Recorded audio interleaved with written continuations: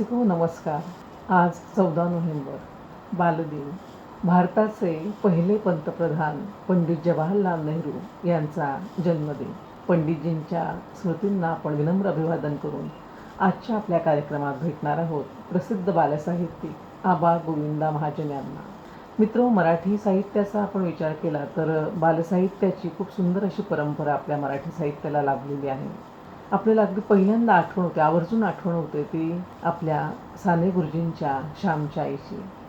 आणि त्याचबरोबर फास्टर फेणे, गोट्या यासारखी पात्र देखील आपल्या नजरेसमोर पटकन तरळून जातात. अगदी अलीकडच्या बालकवितेचा विचार केला तर आपल्याला ते गाणं आवर्जून आठवतं, संदीप खरे यांचं अग्गोबाई ढग्गोबाई. आबांच्या बालसाहित्याचं मला एक महत्त्वाचं वैशिष्ट्य इथं नोंदवावंसं वाटतं, ते म्हणजे त्यांची प्रयोगशीलता. आबांनी बालकविता लिहिताना अहिराणी या बोलीभाषेचा खूप सुंदर असा प्रयोग केलेला दिसतो. महाराष्ट्रातील अहिराणी भाषेतील पहिला बालकविता संग्रह म्हणून मना मामाना गावले जाऊ हा त्यांचा जो बालकविता संग्रह आहे तो खूप गाजलेला असा कविता संग्रह आहे आणि त्याला पुरस्कार देखील मिळालेले आहेत. तर आबांची ही प्रयोगशीलता अत्यंत महत्त्वाची अशी वाटते. याबरोबरच आबाची गोष्ट हे त्यांचं पुस्तक भावस्पर्शी असं पुस्तक आहे. आबांच्या साहित्यातून येणारी ही प्रयोगशीलता, ही संस्कारशीलता याची दखल पाठ्यपुस्तक मंडळाने देखील घेतलेली आहे आणि त्यांचं साहित्य अभ्यासक्रमात देखील समाविष्ट करण्यात आलेलं आहे.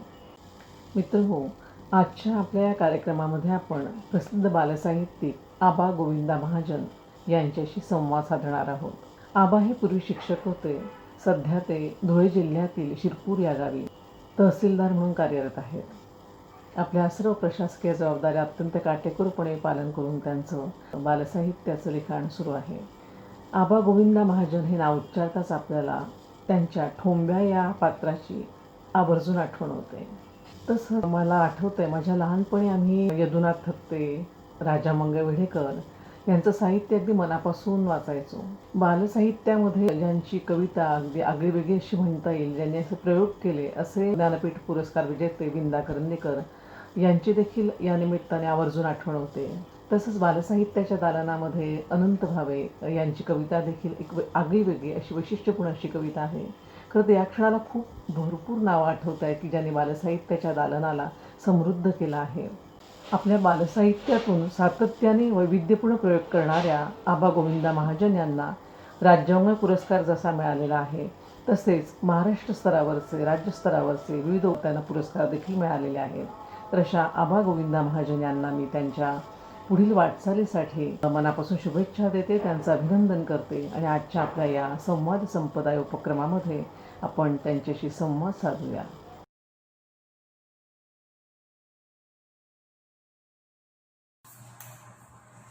सर, आपण ज्यावेळी शालेय शिक्षण घेत होता त्या काळात, पुढच्या माध्यमिक शिक्षणाच्या काळात वगैरे या कालावधीत कोणत्या बाल साहित्यिकांचा किंवा ज्यांनी मुलांसाठी लिहिलं आहे छान त्यांचा आपल्यावर खोलवर असा उमटला किंवा आजही तुम्हाला ते नावं आठवतात? मी मग असे सांगितल्याप्रमाणे साने गुरुजी असते, कुसुमाग्रज आहे. बरं. त्याच्यानंतर भारा भागवतांचं खूप साहित्य मी वाचलेलं आहे. अच्छा. शांता शेट यांचं अनेक कविता संग्रह वाचलेले आहेत. बाबा भाण यांचा उल्लेख मी मगाशी केला होता. नाजो तामणकर असतील. नंतर रवींद्रनाथ टागोर. बरं. आणि बाबा भाण यांनीच एक पुस्तक संपादित केले, उत्कृष्ट भारतीय कथा म्हणून. त्याच्यामध्ये भारतातले जे उत्कृष्ट साहित्यिक आहेत बालसाहित्यामध्ये त्यांच्या देखील कथा वाचलेल्या आहेत. पूर्वीच्या काळातले हे सांगता येतील. अलीकडच्या काळामध्ये जर आपण म्हटलं तर अलीकडच्या काळामध्ये राजू तांबे यांचे खूप वेगवेगळे प्रयोग मुलांसाठी सुरू असतात. राजू तांबे असतील, डॉक्टर विजया वाड असतील, भारत सासने देखील मुलांसाठी लिहित आहे. अनंत भावे, प्रवीण दवणे अशी अनेक नावं आपल्याला सांगता येतील. विजया वाडांनी बालकोशची निर्मिती केली आणि अनेक पुस्तकं त्यांची बालसाहित्यावरची आहेत. तर असे अलीकडच्या काळातले देखील बालसाहित्यिक यांचं लेखन मी वाचत असतो. यांच्यासोबत समीक्षक पण आहे. आणि नंतर आपल्या विद्या सूर्यवंशी यांनी बालसाहित्याच्या समीक्षेमध्ये खूप मोठं काम ते करतायत. त्यांचं एक पुस्तक देखील बाजारामध्ये आलेलं आहे, बालसाहित्य आठवणी या संदर्भात. अच्छा. तर बालसाहित्यामध्ये समीक्षेचं मोठ्या प्रमाणात काम त्यांनी सुरू केलेलं आहे. तर अशी अनेक व्यक्ती बालसाहित्यामध्ये आहेत. अधिक जोमाने काम सुरू होण्याची आवश्यकता आहे असं मला वाटतं. एक आनंद आम्हाला असा आहे की खानदेशातले एक आबा गोविंदा महाजन असे एक सिन्सिअर साहित्यिक आहेत मी जाणीवपूर्वक हा शब्द असतो की ज्यांनी इथल्या बोलीभाषांचा सगळा विचार करून त्या दृष्टीने खूप गांभीर्यानं काम केलेलं आहे आणि ते प्रेरणादायी काम त्यातून अनेक भागातल्या मंडळींनी आदर्श घ्यावा. आदर्श शब्द मोठा आहे, छोटा असेल माफ करा, पण मला असं वाटतं की त्यातून ते प्रेरणा घ्यावी आणि आपल्या भागातील बोलीभाषेतून बाल साहित्याचं ते काम करा. नक्कीच. असं कारण बोलीभाषेतून केलं तर ते त्या खरे बोलीभाषेचा वेगळा प्रभाव पडतो सर. नक्कीच पडतो. बोलीभाषेतून केलं त्याचे चांगले परिणाम होतात आणि हे आपलं साहित्य आहे, आपल्या मातीतलं साहित्य आहे अशी भावना त्यांच्यामध्ये होते. अशोक कोळीने देखील तावडीमध्ये काही कविता लिहिलेल्या आहेत. अच्छा. कोकणामध्ये काहींनी तुरळक लिहिलेले आहे, कोकणामध्ये असेल, मराठवाड्यात असेल, विदर्भात असेल, पण पुस्तक स्वरूपात किंवा दखल घेण्याजोगं असं साहित्य अजून बाजारात आलेलं नाही किंवा ते तितक्या प्रभावाने मांडले गेलेलं नाही. तर याची आवश्यकता आहे असं मला वाटतं. मी हा प्रश्न या दृष्टीने पण घेतला होता आता. मी एका अशा शिक्षकाची भेट झाली माझ्या नरेंद्रजी तैरणार म्हणून. बरोबर. त्यांनी ते अक्कलकुवा आणि तिकडच्या भागात होते दडगाव वगैरे. त्या आदिवासी मुलांना प्रमाण मराठी किंवा बोलीभाषेतल्या मराठी पाठ्यपुस्तकातलं साहित्य लक्षात येईना, समजेना, शिक्षकाचं बोलणं लक्षात येईल. बरोबर. मोठा एक स्पेस गॅप निर्माण झाला आणि त्यांनी भाषेच्या पट्ट्यात त्यांच्या बोलीभाषेत त्याला काय म्हणतात, मराठीत काय म्हणतात, असे करून वेगवेगळे प्रयोग केले. म्हणून मला आपल्याला प्रश्न विचारायचा वाटतं की बोलीभाषेतून जास्तीत जास्त झालं. सर आत्ता आपण राजीव तांबे यांचा उल्लेख केला आणि राजीवजी तांबे अतिशय सिन्सिअरली पण वेगळं नाव आहे, मोठं नाव आहे.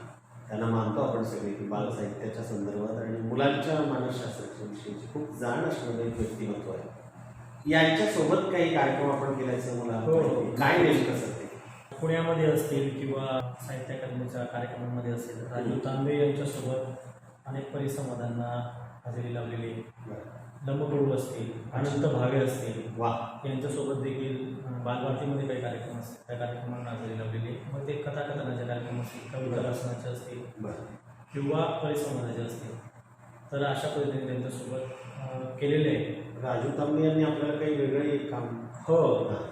राजीव तांबे माझ्या गमतीच्या राज्यात जे पहिलं पुस्तक होतं त्याचं दुसरी आवृत्ती आणि कॉफी मग याचं प्रकाशनाचा कार्यक्रम बालभारतीमध्ये होता.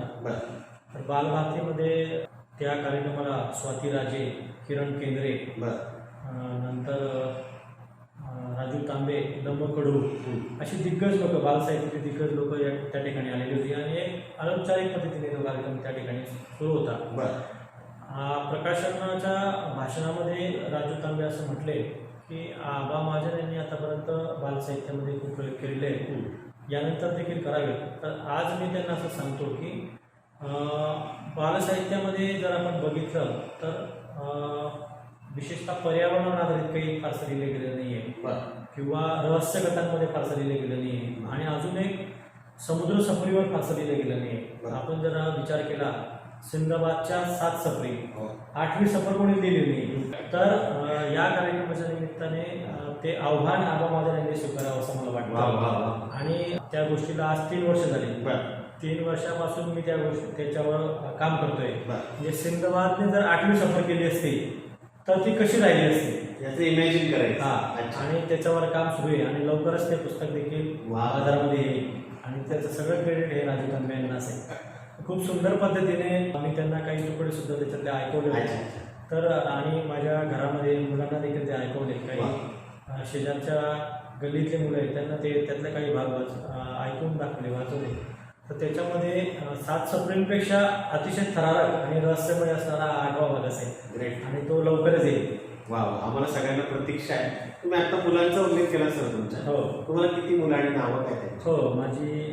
माझा मुलगा एक शुभम आहे, तो पुण्याला इंजिनिअरिंग कॉलेजला आहे. लहान मुलगी आहे 8वीला, ती प्राजक्ता महाजन, ती जळगावला ओरिएंट CBSE मध्ये शिकते. ही मुलं यांना काय वाटतं सर?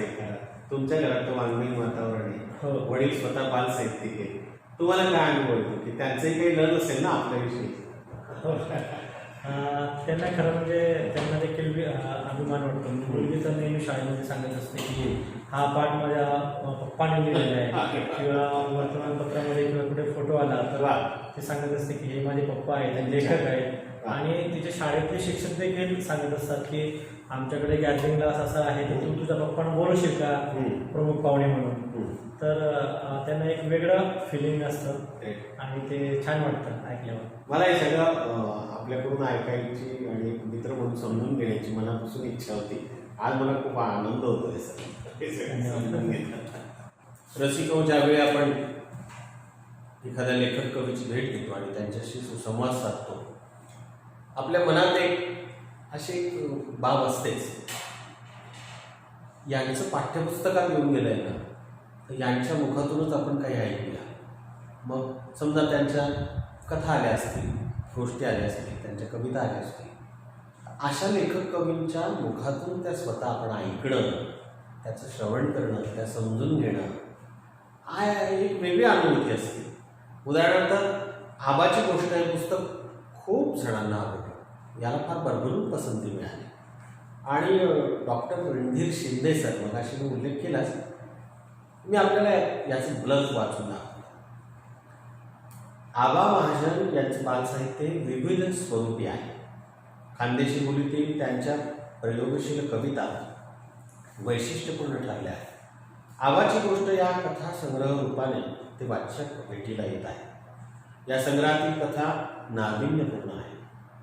मुख्यत्वे शाळकरी मुलांच्या भावविश्वाच्या या कथा आहेत. संस्कार वा बोधकथा असे त्यांचे स्वरूप आहे. ग्रामीण शहरी असा या कथांचा चित्रण प्रदेश आहे. प्रतिकूल अवस्थेत धडपडणारी, परिस्थितीशी दोन हात करणारी, प्रामाणिक जिद्दी मुलांच्या या संघर्ष कहाण्या आहेत. या मुलांच्या जोडीला पालकांचे एक जग त्यांच्या भल्या बुऱ्यासह या कथांमध्ये चित्रित झाले आहे. या किशोरवयीन मुलांच्या चित्रणात प्रेरक दृष्टी आहे. सामाजिक सहिष्णुता, समता, सत्य, सचोटी आणि चांगुलपणा या तत्वांचा आविष्कार करणारी दृष्टी या गोष्टींमध्ये आहे. कोणताही समाज हा कथनप्रिय असतो, त्यातही बालमनाला गोष्टीचे आवाहन हे सर्वव्यापी असते. त्यातील बहुतांश कथा या आत्मपर स्वरूपाच्या कथनतंत्रातून उलगडलेल्या भावकथा आहेत. महाजन यांच्या या कथांचा आटोप हा अतिशय संक्षेपी स्वरूपाचा आहे. गद्य अतिशय प्रवाही आणि अल्पाक्षरी आहे. तर सांगायचा मुद्दा हाच की ह्या तऱ्हेचे संभाषित हे सतत बोलण्याच्या पातळीवरचे आहे. खानदेशी परिसरनिष्ठ संवाद आणि अकल्पित उद्भवणारे नाट्य यांनी या शाळकरी कथांना वेगळे गद्य परिमाण प्राप्त करून दिले आहे. डॉक्टर रणधीर शिंदे, कोल्हापूर. ते सुंदर लिहिलं आहे त्यांनी, खूपच छान, मला फार आवडलं, छान लिहिलं आहे. आणि माझी विनंती आहे, एवढं सरांनी छान दाद दिली आहे एवढ्या मोठ्या समीक्षकाने, तर आम्ही आपल्याला या बाबतीत खूप मानतो सर. आमच्या सगळ्या रसिकांसाठी, या विद्यार्थ्यांसाठी 2 कथा यातल्या साध्या नक्की नसते. आबाची गोष्ट या पुस्तकातील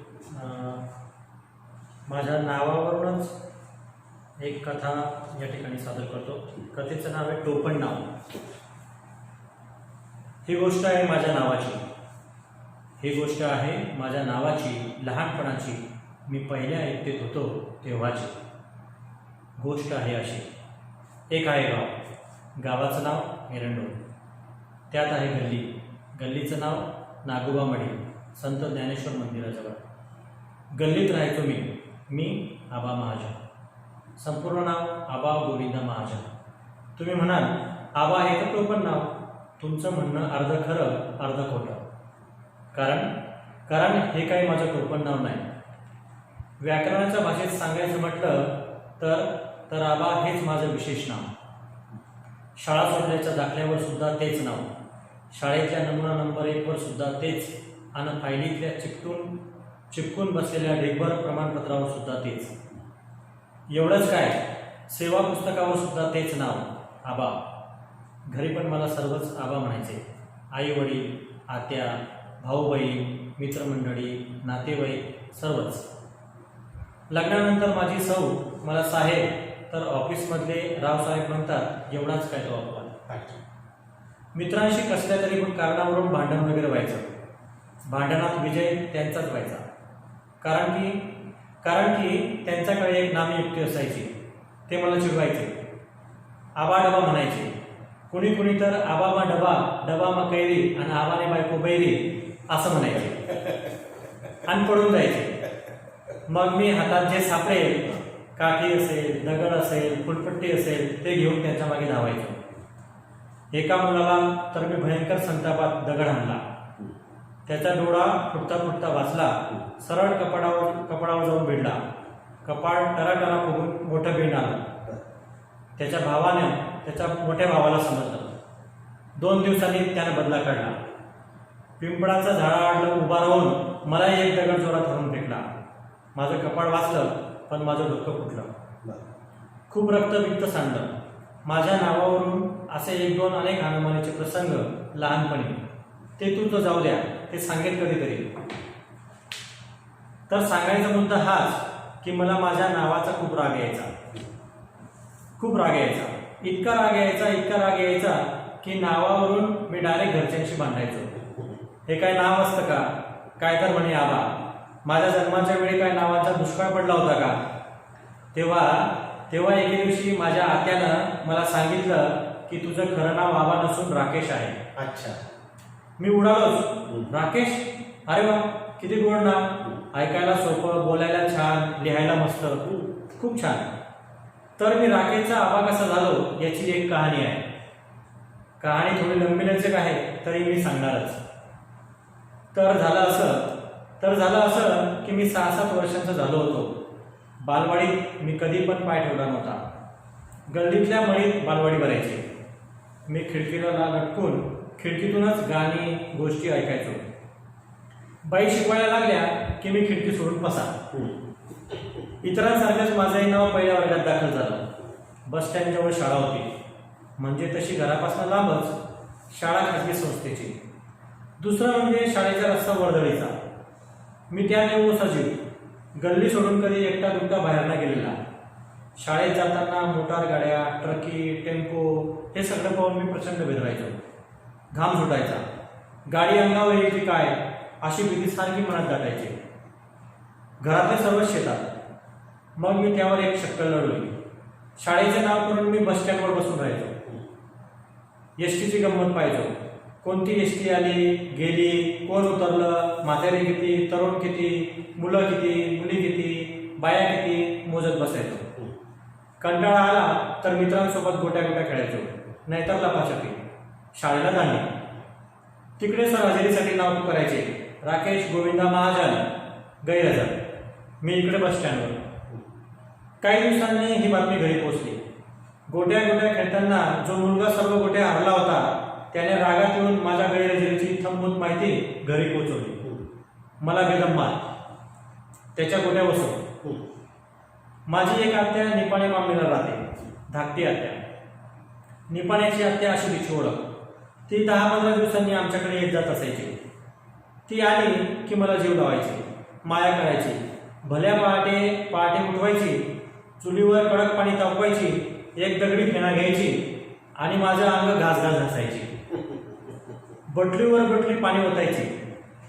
सावली माझी कोवळी कातडी पार लाल करून सोडायची. मग 1-2 दिवस तरी माझी कातडी नुसती आग मारायची, पण त्याचा फायदा बी व्हायचा. फायदा असा की मी थोडा गोरा दिसू लागायचो. बूट नाही तर स्लीपर आणून द्यायची. नागे पाय फिरू नये, आणवाने फिरू नये, अभ्यास करावा, चांगली संगत धरावी, खरं बोलावं, खोटं बोलू नये, घरातली कामं करावीत, जेवायला बसल्यावर सगळ्यांसाठी ताटा आणावीत, उष्ट पाडू नये, अशा लाख गोष्टी मला सांगायची. उपदेश करायची. मी मान डोलवायचो.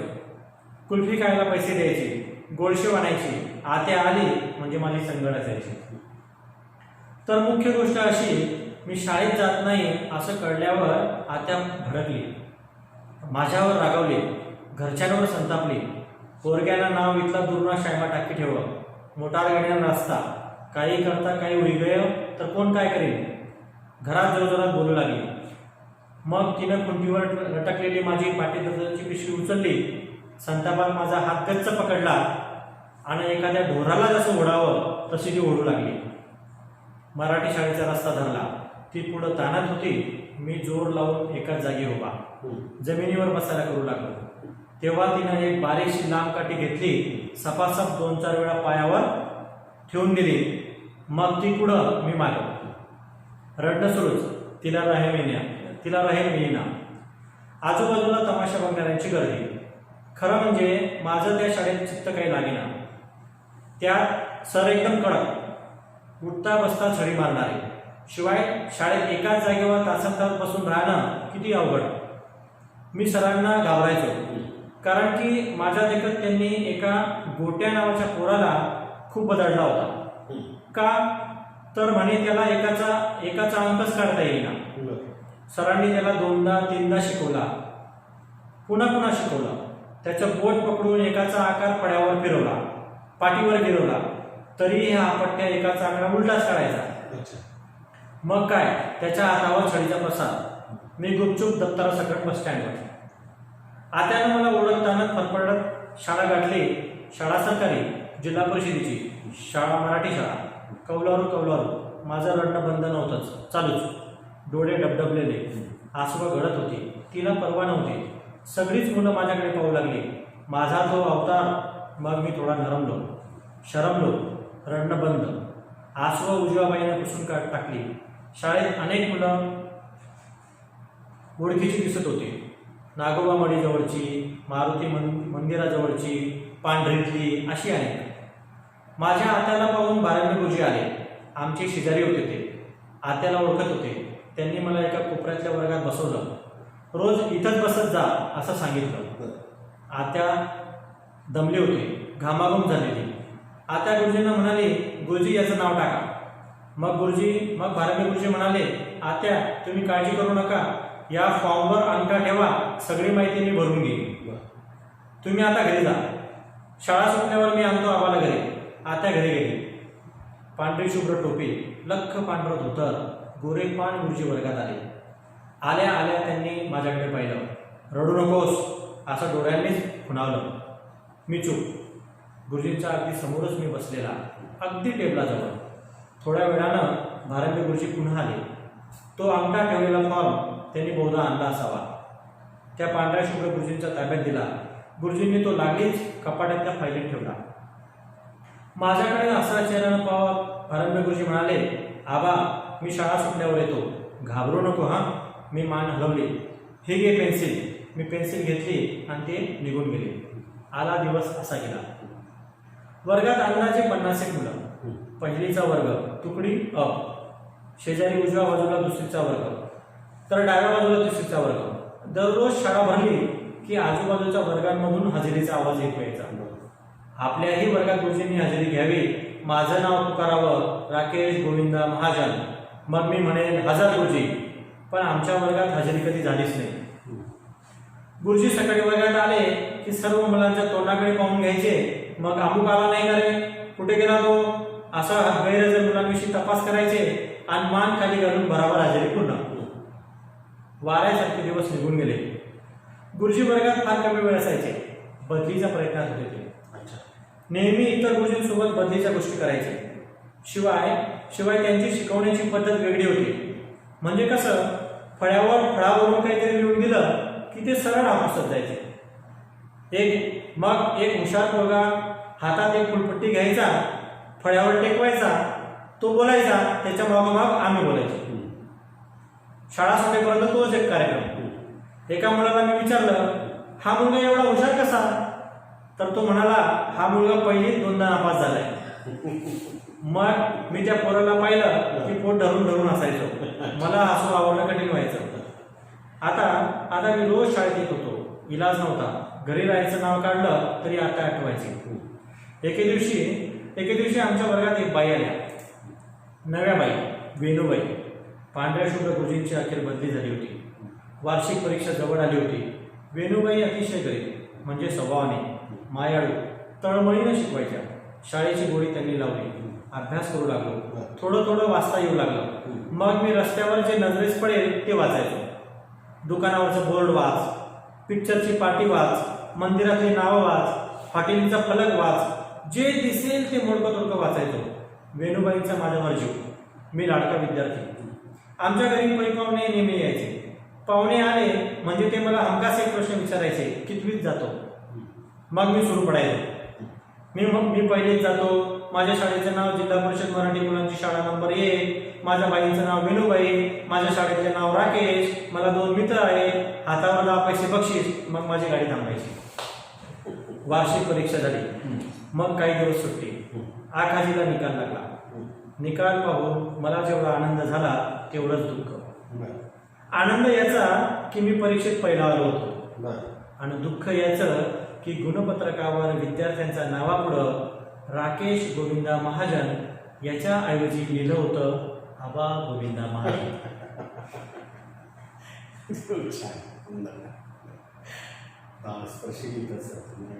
छान छोटासा प्रसंग आहे, त्याच्यावरती कथा लिहिली.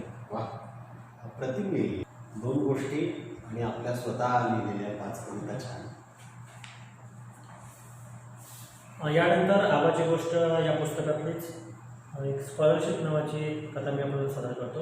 ही कथा मी 4थीत होतो तेव्हाची आहे. तर कथा अशी आहे. कथेचं नाव स्कॉलरशिप. डांबरी रस्त्यावर गाडी सुसाट धावत होती. जिल्हाधिकारी कार्यालयात मिटिंगला जात होतो. मिटिंगला वेळेवर पोहोचायचं होतं. गाडी नांद्रा गावाच्या फाट्याजवळ आली. फाट्यावर रस्त्याच्या कडेला एक मुलगा बोरं विकत बसला होता. शाळकरी होता तो. पांढरा शर्ट, खाकी हाफ पॅन्ट घातलेला, चातकासारखी गिरायकांची वाट केविलवाण्या नजरेने पाहत बसलेला. ड्रायव्हरला गाडी थांबवायला सांगितली. मी गाडीतून उतरून मुलाजवळ गेलो. फाट्यावर जमलेली बाया माणसं अंबर दिव्याच्या गाडीकडे पाहू लागली आणि ड्रायव्हर माझ्याकडे निरखून पाहू लागला. अचानक फाट्यावर कशाला थांबले असतील मामलेदार साहेब? आपसात कुजबुजून लागले बघणारे. डोळे विस्फारून पाहू लागले. बोरं विकणारा मुलगा मला पाहताच थोडासा उशाळला. काय रे बाळा, कशी दिलीत बोरं? साहेब या ना, बोरं खूप गोड आहे, घ्या ना, 20 रुपये किलो आहे. मुलगा उत्साहात बोलला. पाकिटातून 20 रुपयांची नोट काढून दिली मुलाला. मुलगा बेहद खुश. हसऱ्या चेहऱ्यानं कितीतरी वेळ माझ्याकडे बघत राहिला. गाडीत बसलो. ड्रायव्हरला ओंजळ भरून बोरं दिली. बोरांचा आस्वाद घेत घेत प्रवास पुन्हा सुरू झाला. टपोरी बोरं खरंच खूप गोड होती, रसाळ होती. गाडी रस्त्यावर पुढं धावत होती. तसं तसं माझं मन मागं मागं भूतकाळातल्या आठवणीत रममान होऊ लागलं. मला आठवलं तेव्हा मी 7वीत होतो ते वर्ष. आमची परिस्थिती अतिशय जेमतेम. कोरडवाहू 5 एकर जमीन होती. वडील स्वतःची जमीन कसून इतरांच्या शेतात मोलमजुरी करायचे. नवी पुस्तकं घ्यायला पैसे नसायचे. जुनी पुस्तकं निम्म्या किमतीत विकत घ्यायचो मी. वर्गातल्या 4 हुशार मुलांचा स्कॉलरशिप परीक्षेचा फॉर्म भरला वर्ग शिक्षकांनी. माझाही भरला. स्कॉलरशिप परीक्षेचं नवीन पुस्तक विकत घ्यायला मात्र पैसे नव्हते. जुनं पुस्तक खूप शोधूनही मिळेना. खूप तपास केला मी. मित्रांकडे चौकशी केली. मित्रांच्या मित्रांना सुद्धा विचारलं, पण जुनं पुस्तक मिळेना. नव्या पुस्तकासाठी वडिलांकडे पैसे कसे मागायचे? माझा धीर होईना. तेव्हा मला एक नामी सुचली. एक आयडिया सुचली. स्कॉलरशिप परीक्षेचे पुस्तक स्वतः कष्ट करून विकत घ्यायचं मी ठरवलं. पण नेमकं करायचं काय? काही सुचेना. तेव्हा अचानक मला नथुमिया आठवले. एरंडोलला नथुमियाची मोठी यात्रा भरते. नथू बापूंचा उरूस असं म्हणतात त्याला. हा उरूस हिंदू मुस्लिम लोक एकत्र भक्तिभावाने साजरा करतात. तालुक्यातले व बाहेरच्या गावातले लोक सुद्धा येतात या यात्रेला. अतोनात गर्दी होते. उरूस 15 दिवस भरतो. या यात्रेत आपण बोरं विकली तर? आयडिया खूप छान होती. आमच्या शेतात बोरांची 4 झाडं होती. श्याम बोरं खूप गोड असायची शेतातली. ती बोरं जर आपण विकली तर नक्कीच पैसा मिळेल आणि पुस्तक विकत घेता येईल. मनात ठरवलं मी पक्क. मी कुणाला काही सांगितलं नाही. सकाळी लवकर उठलो. थेट शेतात गेलो. बोराच्या झाडाखाली पिकलेल्या बोराचा जणू सडाच पडलेला. मी एका मोठ्या टोपलीत भराभर सर्व बोरं जमा केली. शाळा सुटल्यानंतर यात्रेत मौत का कुवासमोर जाऊन बसलो आणि बोरं घ्या बोरं, गोड गोड बोरं, गोड गोड श्याम बोरं असं जोरात बोलून माझं बोरं विकणं सुरू. सकाळी शाळा करायची. दुपारपासून संध्याकाळपर्यंत बोरं विकायची. असा माझा कार्यक्रम सुरू झाला. यात्रेत नुसतीच धमाल, गर्दीच गर्दी चोहीकडे. गर्दीबरोबर गल्लीतले अनेक आणि वर्गातले माझे अनेक मित्र मजा करत होते. कोणी पाळण्यात बसत होते, कोणी फुग्यांवर बंदुकीने नेम धरत होते, तर कोणी मोदका कुवा पाहत होते, कोणी फुग्याचा कुरघोडा घेत होते, कोणी चावीची मोटार गाडी, तर कोणी पिपाणी घेत होते, कोणी गोडशेव खात होते. काही जण गरम गरम जिलेबी शेवचिवड्यावर आई वडिलांसोबत मस्त ताव मारत होते. आणि मी मात्र तहान भूक विसरून बोल विकण्यात निघालो. डोळ्यांसमोर दिसत होता फक्त स्कॉलरशिपचं पुस्तक. खूप बोरं विकली, पैसेही चांगले जमवले. एकदाची नक्की यात्रा संपली. बाजारपेठेत जाऊन मी नवं पुस्तक विकत घेतलं.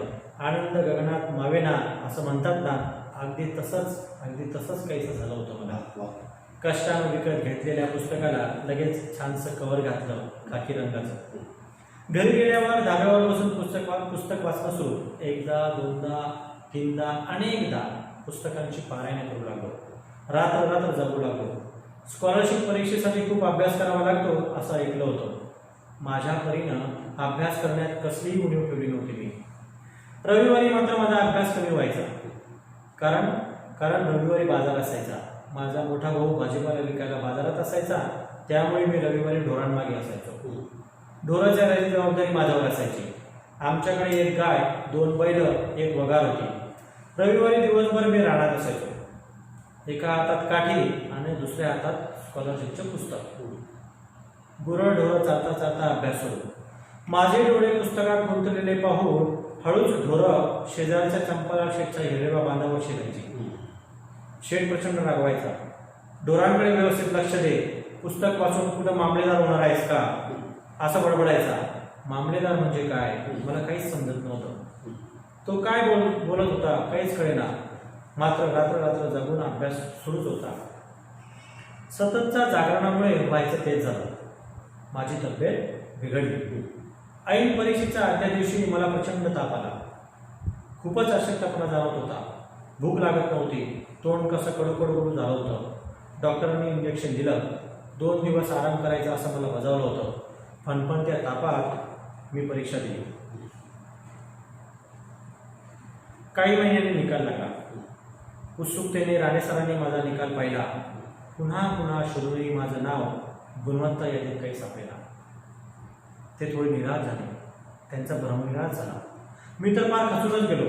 3ही विषयांमध्ये मी पास झालो होतो, परंतु गुणवत्ता यादीत मात्र नव्हतो आलो. एवढे कष्ट करून पुस्तक विकत घेतलं. दिवस रात्र एक करून केलेला अभ्यास आठवला. टचकन डोळे भरून आले. रडायला लागलो मी ढसाढसा. राणे सर माझी समजूत काढू लागले. अरे आबा, तुझी मेहनत वाया जाणार नाही. तू घेतलेले कष्ट, तुझी जिद्द, चिकाटी, तुझा ध्यास, तुझा अभ्यास कसा बरा वाया जाईल. मनापासून केलेला कोणताही अभ्यास कधीच वाया जात नसतो.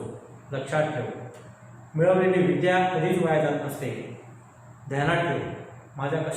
तुझ्या कष्टाचे फळ तुला भावी जीवनात नक्कीच मिळेल.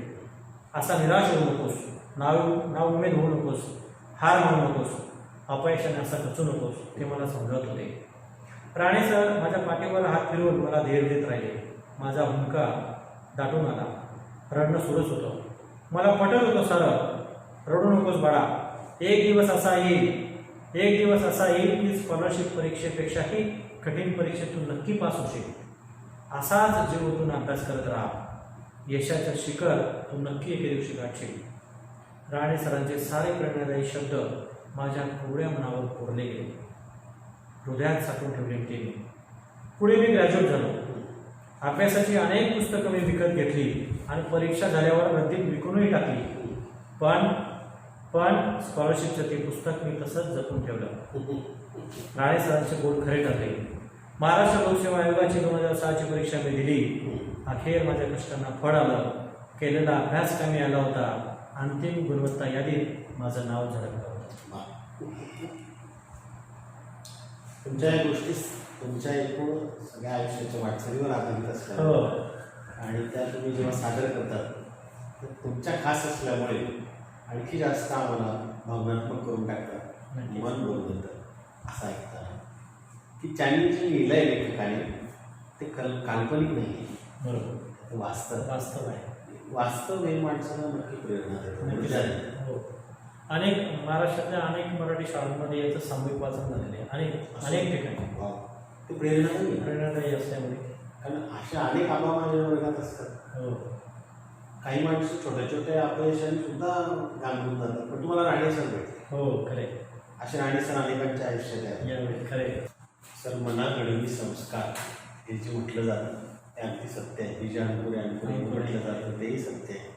तसं आपल्या ऐकून या सगळ्या आयुष्याच्या वाटचालीत आत्ता याच्यात 2 गोष्टी वाचल्या. त्यातली जी राणेसरांची गोष्ट नक्कीच आपण भारंबे सरांचा आवाज उल्लेख केलेला आहे, आणि ही कृतज्ञता प्रत्येक विद्यार्थ्याच्या अंतःकरणामध्ये असते.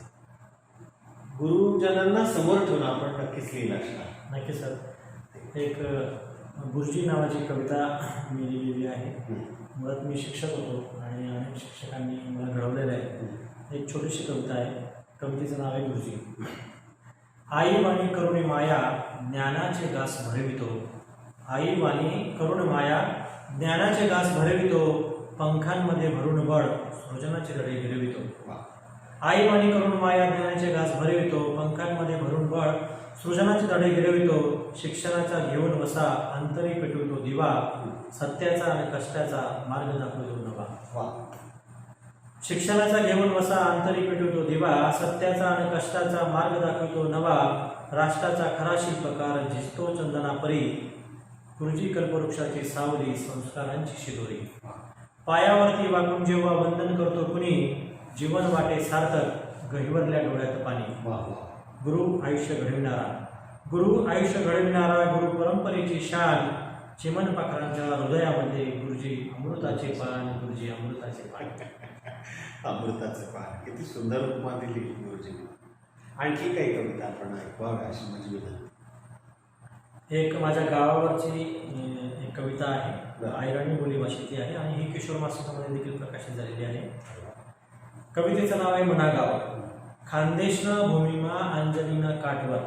खानदेशना भूमिमा अंजनीना काठवर. मनागाव वेरंडोल समदासना ओठवर. एक चक्रनगरी होतं जुनं नाव. एक चक्रनगरी होतं जुनं नाव. पांडवसना वाडा जणू एक लेणं. माटीनं धरण एक शे बंधारा काया. माटीनं धरण एक शे बंधारा काया. जवारी बाजरी पिकस फुलतस कापूस ना मया. आमराईनी दाटे हिरव्या केळीनं बन. आमराईनी दाटे हिरव्या केळीनं बन. मनागावनी ऐराणी चांदी सोनानं धन. मनागावनी ऐराणी चांदी सोनानं धन. मनागावना माणसं भलताच करारी. मनागावना माणसं भलताच करारी. मनागावना माटीवर मी भरस भारी. मनागावना माटीवर मी भरस भारी. प्रतिम. आणखी 2-3 कविता. एक थोडी मुलांसाठीची थोडीशी विनोदी पद्धतीने दिलेली कविता आहे. बरं. आपल्या खानदेशचं त्याच्यामध्ये उदाहरण काही आलेले आहे गावांची. कवितेचं नाव आहे नवलच. लहान मुलांसाठी कविता आहे. वरणगावच्या वरुणला. वरणगावच्या वरुणला आवडते भात वरण. वरणगावच्या वरुणला आवडते भात वरण. भरपूर तांदूळ पिकवण्यासाठी धरणगावला बांधतोय धरण. वरणगावच्या वरुणला आवडते भात वरण. भरपूर तांदूळ पिकवण्यासाठी धरणगावला बांधतोय धरण. धरणगावच्या धनुने. धरणगावच्या धनुचे आजोळ पिंपरी चिंचवड. धरणगावच्या धनुचे आजोळ पिंपरी चिंचवड. 3 झाडं आवडीची पिंपळ चिंच वड. पिंपळगावच्या पिंटूने. पिंपळगावच्या पिंटूने जगवले पिंपळ हजार. बक्कड पैसा कमवून वैजापूरला घेतली विजा. वैजापूरच्या विजूची गोष्ट एक विचित्र. वैजापूरच्या विजूची गोष्ट मात्र एक विचित्र. नागपूरला गेल्यापासनं तो झालाय सरपमित्र. नागपूरला गेल्यापासून तो झालाय सरपमित्र. वेगळंच आहे. हसता हसता माणूस विचार करायला लागतो की किती गावांच्या नावात पण एक चमत्कृती गेली. एक दुसरी कविता आहे. तूच सांग देवबाप्पा आता. मिरूप गेला गेला श्रावण. मिरूप गेला गेला श्रावण अजून फिरकला नाही पाऊस. मिरूप गेला गेला श्रावण अजून फिरकला नाही पाऊस. तूच सांग देवबाप्पा आता हिरवाईची कोण पुरविल हौस. हिरवाईची कोण पुरविल हौस. कोसभर पायी चालून चालून आणतात आई बाबा हंडावर पाणी. खेडेगावातलं वर्णन आहे. कोसभर पायी चालून चालून आणतात आई बाबा हंडावर पाणी. तूच सांग देवबाप्पा आता गाऊ कशी मी पावसाची गाणी. कडक उन्हानं धरणी मातेला. कडक उन्हानं धरणी मातेला पडल्या तरी भेगावर भेगा, तूच सांग देव बाप्पा आता कुठे हरवलाय मेघा रे मेघा. पेरलेलं उगवेल तरी कसं, पेरलेलं उगवेल तरी कसं, कसा येईल कणगीत दाना. पेरलेलं उगवेल तरी कसं, कसा येईल कणगीत दाना. तूच सांग देव बाप्पा आता शेतकरी कसा भारताचा कणा. तूच सांग देव बाप्पा आता शेतकरी कसा भारताचा कणा. एक भीषण सत्य सुद्धा या बालकवितेत मांडलेलं आहे. मांडलेलं आहे. बालकविता ही कधी कधी मोठ्यांनाही एक वेगळी समज देऊन जाते खरे. अशीच एक कविता आपली पुन्हा खानदेशातली. बरं. खानदेशात ऊन पडतं इतकं इतकं कडक, खानदेशात ऊन पडतं इतकं इतकं कडक, तापू लागतात घरदारं, तापू लागते सडक. आगीमध्ये भाजली जातात जशी मक्याची कणसं, आगीमध्ये भाजली जातात जशी मक्याची कणसं, वैशाखातल्या उन्हात तशीच भासतात खानदेशी माणसं. धगधगणारा सूर्यनारायण असा काही तापतो, धगधगणारा सूर्यनारायण असा काही तापतो, वारा सुद्धा भिवून गुपचूप सावलीकडे लागतो. उजाड होतं माड रान, उजाड होतं माड रान, आटून जाते नदी, खानदेशातला उन्हाचा पारा कमी होईल कधी. उजाड होतं माड रान, आटून जाते नदी, खानदेशातला उन्हाचा पारा कमी होईल कधी. दंगा नाही मस्ती नाही जरी असली सुट्टी, दंगा नाही मस्ती नाही जरी असली सुट्टी, उन्हामुळं सूर्यदेवाशी घ्यावी का कट्टी, उन्हामुळं सूर्यदेवाशी घ्यावी का कट्टी. आपण जे अनुभवतो उन्हाच्या झळा, बरोबर, ते सगळं त्यात आलंय आणि ते आहेच खरं वैशिष्ट्य ते आपलं. कवितेचं नाव आहे सातपुड्याच्या जंगलामध्ये. सातपुड्याच्या जंगलामध्ये पट्टेदार वाघ भेटला, माणसाचा अवतार पाहून धूम पडत सुटला. बरं. सातपुड्याच्या जंगलामध्ये एक पट्टेदार वाघ भेटला, माणसाचा अवतार पाहून धूम पळत सुटला. माणूस त्याच्या मागे मागे पुढे पळत होता वाघ, माणूस त्याच्या मागे मागे पुढे पळत होता वाघ. माणूस दरडवून म्हणाला, अरे वाघोबा जरा वाघासारखा वाघ. घाबरू नकोस, घाबरू नकोस दोस्ता, जरा थांब थांब, मला एक फोटो काढू दे रे उभा राहून लांब. थोड्या अंतरावर वाघ थांबला, थोड्या अंतरावर वाघ थांबला, म्हणाला बेदरून कसा बसा, सांग मानवा मी तुझ्यावर भरोसा ठेवू कसा. फोटो काढशील सेल्फी काढशील करशील खोटी नाटी मैत्री, फोटो काढशील सेल्फी काढशील करशील खोटी नाटी मैत्री, पिंजऱ्यात टाकून विकून टाकशील तुझी रे काय खात्री. बरोबर. माणसं असतात खोटारडी, माणसं असतात खोटारडी, पाहतात फक्त स्वार्थ, माणसावर भरोसा ठेवणं आम्ही समजतो व्यर्थ, म्हणून माणसांवर भरोसा ठेवणं आम्ही समजतो व्यर्थ.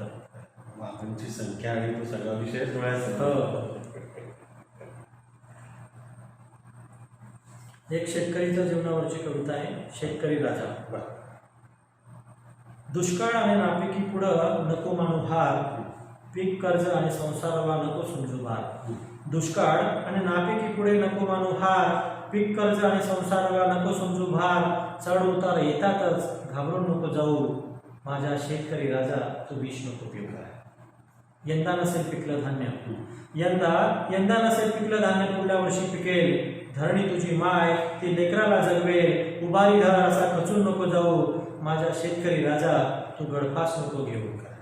सालोसाल तुझ्या शेतात जरी दुष्काळाचा ठसा, सालोसाल तुझ्या शेतात जरी दुष्काळाचा ठसा, तुझ्या जिद्दीच्या कष्टांवर जरा ठेव भरवसा.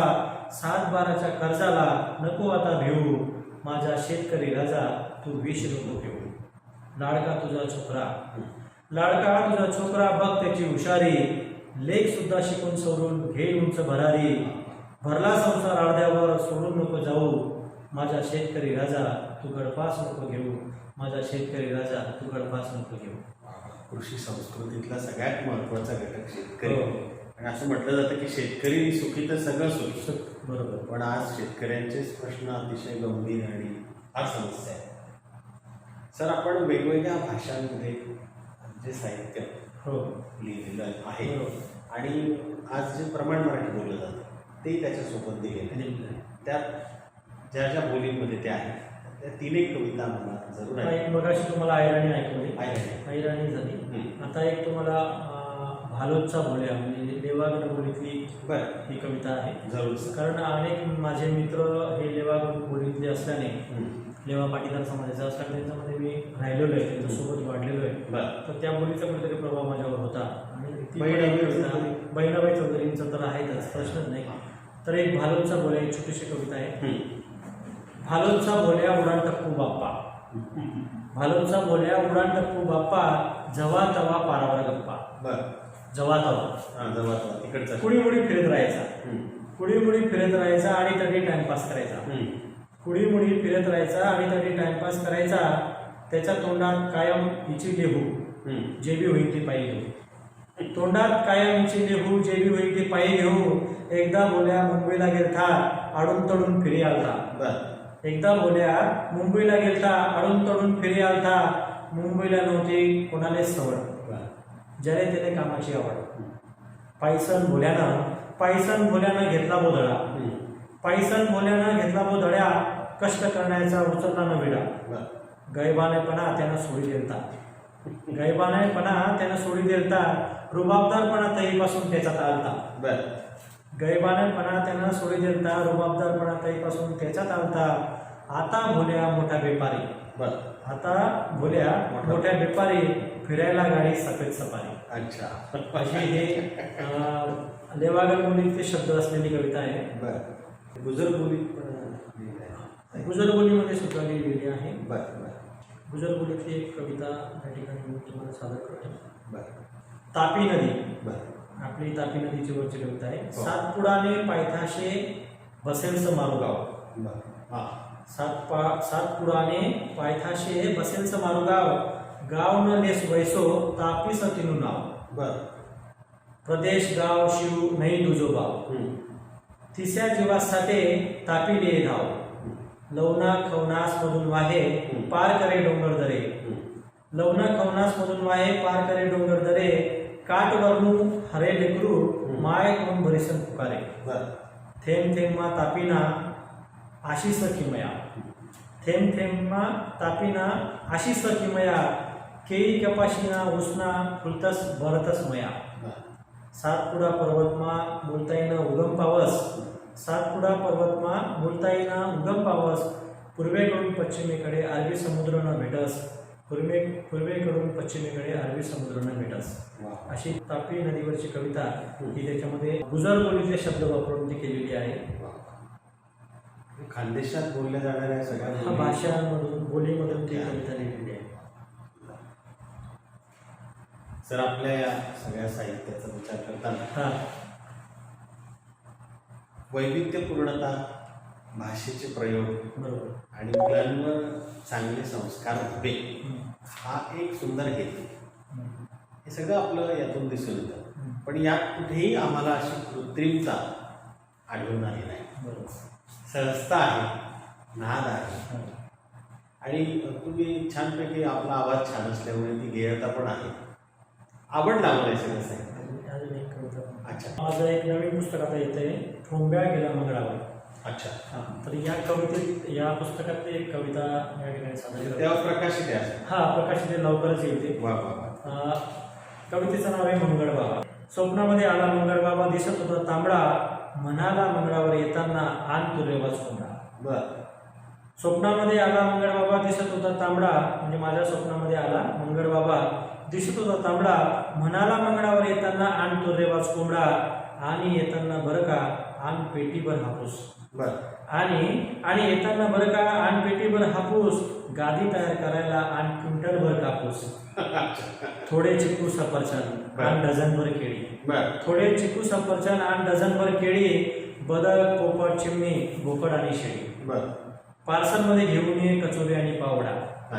येताना पार्सलमध्ये घेऊन ये कचोरी आणि पावडा. बिस्लरीची बॉटल, लिंबू आणि सोडा. नाकाला लावायला आण थोडी तपकीर. अच्छा. नाकायला लावायला आण हा थोडी तपकीर. भरपेट भुरका मारायला आण हा थोडी खीर. मन लावून सगळं मी ऐकून घेतलं आधी. मन लावून सगळं ऐकून घेतलं आधी. नंतर मग आठवत लिहित बसलो यादी. नंतर मग आठवत लिहित बसलो यादी. अशी आगामी पुस्तकातली कविता आहे. आपलं पुस्तक लवकरच प्रकाशित होत आहे. त्या येणाऱ्या पुस्तकासाठी सुद्धा आम्ही शुभेच्छा देतो. आणि साहित्यातलं आपलं योगदान असंच अधिकाधिक वाढत राहू. आपण एक विशेष असं आहे की ठोंब्या हे जे पात्र आहे बरं हे पात्र मी गद्यातून पद्यातून साकारलेलं आहे. म्हणजे ठोंब्यावर कविता सुद्धा लिहिलेली आहे, ठोंब्यावर कादंबरी आलेली आहे, ठोंब्यावर अनेक भाग पण येत आहेत. तर याच्यावरची जी कविता त्यातल्या फक्त एक 4 ओळी आपल्याला ऐकवतो. अनेक कार्यक्रमांमध्ये ते ऐकवले आहेत. कवितेचं नाव आहे ठोंब्या. थोडा माझा आवाज तितका सुरेल नाही आहे तर देखील गाण्याचा प्रयत्न करतो. करा. कवितेचं नाव आहे ठोंब्या.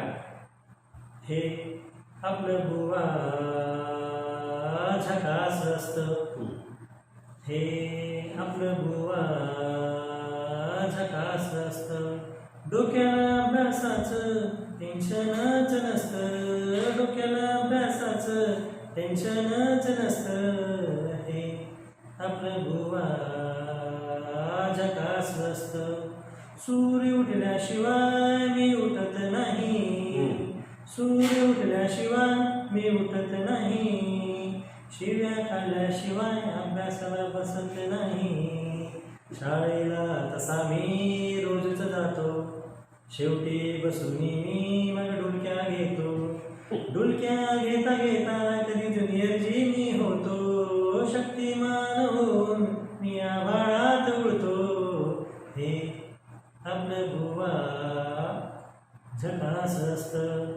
डोक्याला अभ्यासाचं टेन्शनच नसतं, डोक्याला अभ्यासाचं टेन्शनच नसतं, हे आपलं बुवा झकास असतं. गृहपाठ तर माझा कधी पूर्ण नसतो, छळीवर छळी खाताना तेवढ्या पुरता रडतो, हे आपलं बुवा झकास असतं. मधली सुट्टी होईपर्यंत डबा माझा संपतो, मधली सुट्टी होईपर्यंत डबा माझा संपतो, इतरांचा डबा खायला सदैव तयार असतो, हे आपलं बुवा झकास असतं. परीक्षा आल्यावरच मी अभ्यासाला बसतो, परीक्षा आल्यावरच मी अभ्यासाला बसतो, एकाच वर्गात 2दा मी मुक्कामाला असतो, हे आपलं बुवा झकास असतं. डोक्याला अभ्यासाचं टेन्शनच नसतं, डोक्याला अभ्यासाचं टेन्शनच नसतं, हे आपलं बुवा झकास असतं. वा वा, एकदम झकास कविता. तुमचा हा जो ठोंब्या आहे म्हणजे ठोंब्या हे एक पात्र घेऊन आपण जे वेगवेगळं लिहिलंय सगळं वैविध्यपूर्ण, त्याला एक विनोदी अशी पण एक झालर आहे, हे माहिती नव्हतं आम्हाला. म्हणजे ही कविता ऐकली बरं तुम्ही, पुण्याला आपण ही सादर केली आणि चालीस सगळ्यांना आवडली होती. अरुण म्हात्रेजींनी छान टिप्पणी पण केली होती आणि त्यामुळे मला पटकन लक्षात आलं की आपण ऐकलेलं आहे, कारण रसिकांची भरभरून दाद मिळाली होती या कवितेला. आपल्या साहित्याला अशी सगळ्यांची दाद मिळत राहू आणि आपण मराठीच्या दृष्टीनं जेही चांगलं काम करत आहात सर, त्याला आम्ही वंदन करतो. अशाच पद्धतीचं संस्कारक्षम सुंदर भाषेचं कार्य आपल्या शुभ हातून होत राहावं या सद्भावना व्यक्त करतो. आणि आपण आमच्या मुलाखतीच्या या प्रोजेक्ट करता वेळ दिला, आपल्या कामाची व्यस्तता आणि हे सगळं आम्हाला याची कल्पना आहे, आणि त्यातही थोडा वेळ काढून आमच्याशी संवाद साधला, कृतज्ञता व्यक्त करतो. थँक्यू, धन्यवाद.